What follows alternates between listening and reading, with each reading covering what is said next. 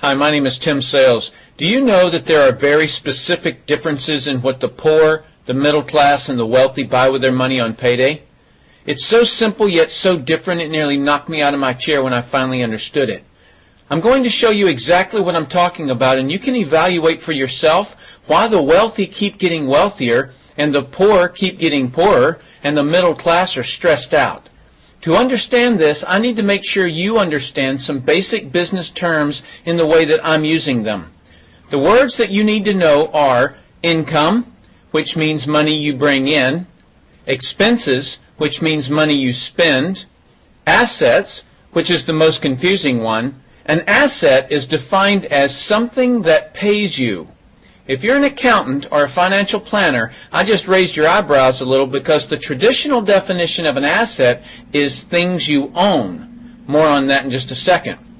Liabilities is the last definition and is defined as things that cost you. A house is typically viewed as an asset, but can it actually be a liability? Yes. By the definition I used earlier, anything that costs you money is a liability, not an asset. But to answer your curiosity, yes, a house can be considered an asset. When is it an asset? When it pays you money. If you were to buy a house and rent it out, and it paid you a positive cash flow every month, that would then be considered an asset. One more time on the definitions just to be very clear before we continue. Income is money you make, expenses are money you spend, an asset pays you, and a liability costs you. Now let's look at what the poor buy on payday. On payday, the poor buy what I'm going to call stuff. What is stuff? Inexpensive things that people buy that they don't really need to survive. You go into someone's house and you can't find any counter or tabletop space in the whole house because of all the stuff on it. You can't find a single foot of white space on any wall in their house because of all the stuff that's hanging on it. Where did they get this stuff? They bought it at the flea market, at the garage sale, at the dollar store, at the craft show. Their house and their car is full and cluttered with stuff. So income comes in on payday and then goes straight out the expense column to buy stuff. The poor really never educate themselves on assets and liabilities. The poor justify their buying all of this stuff by claiming that it costs so little. Yes, it was very cheap, inexpensive, not a lot of money, but over the years, it's all they ever had. The problem is their income never produced or created more income. I know this group very well because this was me. This was the way I was raised. I, in no way, am cutting or undermining this group of people or any other group. I just see a lot of financial pain out there and that need not be that way. I only want to help you, and hopefully you'll pass this information on to people you care about. Creating wealth is not a mystery. It's a formula. The only reason someone doesn't create wealth is because they don't know or don't apply the formula. Let's continue on and look at the middle class. The middle class is the group that society mistakenly thinks are the rich. They are not. Yes, they typically earn a six-figure income, but what they buy on payday keeps them prisoners of the middle class. What they buy on payday are liabilities. Remember the definition of a liability? Things that cost you?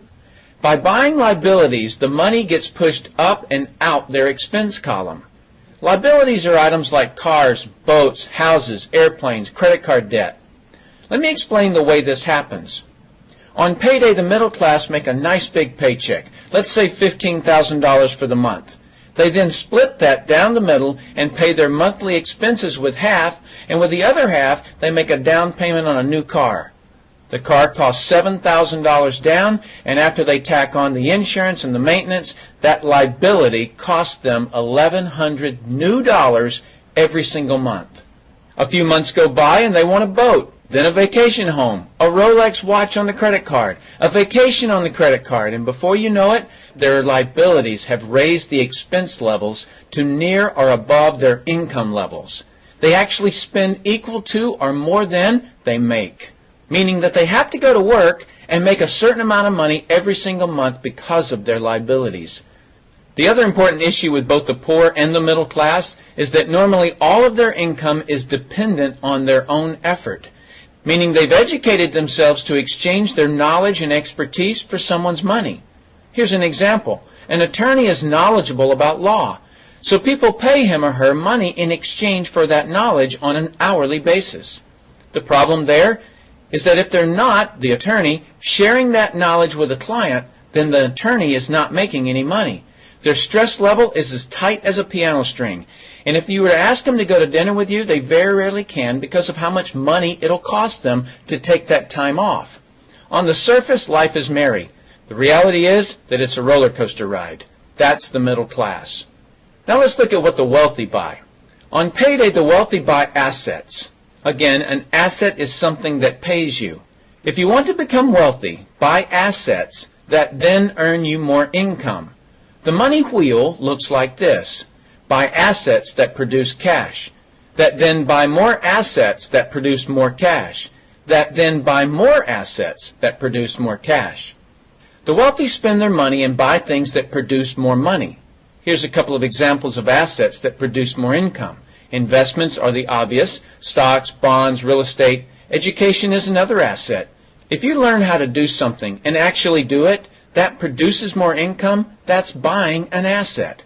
I heard a great expression once: if you think education is expensive, you should see how expensive stupidity is. Another example of assets you can buy that pay you is businesses, especially those businesses that can create a passive income. Passive meaning that once you build it up, it pays you whether you're still building it or not. A little example is if you buy a pinball machine and put it in a barber shop. You don't spend any of the profits. You save them until you can buy another pinball machine and put it in another barber shop. This, by the way, was Warren Buffett's first business. Warren Buffett, by the way, is one of the top 2 richest men in America. The wealthy are extremely eager to find those passive income businesses because it continues to pay them month after month, year after year, long after they've stopped working the business. That's actually the way I created my millions. I found a passive income business that I built up, and it continues to pay me month after month, year after year. I then took those profits and multiplied them in another passive money business, and then again in another. In conclusion, here's what I've learned. You can't find these passive money businesses unless you're open to hearing about them. Then once you find them, be willing to research them. The reason I say this is that I answered a hokey little ad that I ended up making a couple of $1 million from, simply because of that ad. So these businesses are out there. You just got to find them. You've also got to be educated enough that when the right situation does present itself, you don't miss it. So remember, the poor buy stuff, the middle class buy liabilities, and the wealthy buy assets, preferably businesses that can create passive money. Then take that money and buy another asset that produces more money. That's the wealth creation formula. I sincerely hope that you've learned a couple of things from this explanation. I'm Tim Sales.